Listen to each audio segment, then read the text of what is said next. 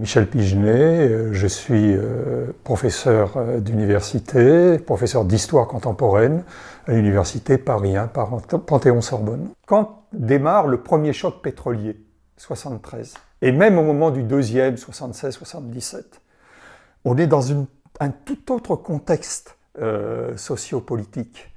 On est à une époque où les corps intermédiaires sont actifs, sont puissants. Et en particulier, en 1973, le Parti communiste, qui a à cette époque-là des centaines de milliers d'adhérents, qui pèse aux alentours d'un cinquième, un quart de l'électorat, va mener une très forte campagne contre les hausses.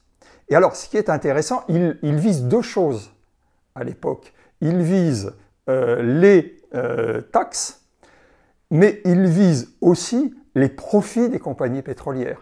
Et on est bien là, dans une démarche qui, du point de vue du Parti communiste, n'est pas anormale, qui semble dans la continuité de ces modes d'action, mais il va en effet y avoir des pétitions, il va y avoir des distributions de tracts très importants, mais c'est organisé par le Parti communiste. Et il y a des structures, il y a des relais. Il y a des formes organisées, ce qui a d'ailleurs un assez grand succès à l'époque. C'est une des campagnes du Parti communiste qui marche. Ça a posé la question qui n'est pas posée là. On parle des taxes, bon, mais on ne va pas au-delà parce que précisément c'est un mouvement qui, pour avoir son homogénéité, peut difficilement aller au-delà, poser la question de la fiscalité, poser par quoi les remplacer, mais on ne parle à peine des compagnies pétrolières. On a parlé des marges des distributeurs. Mais les marges des distributeurs, c'est qu'un aspect du problème.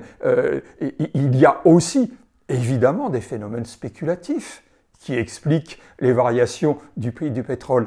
C'est une question qui est complètement évacuée. Pour le moment, en tout cas, elle n'a pas été posée.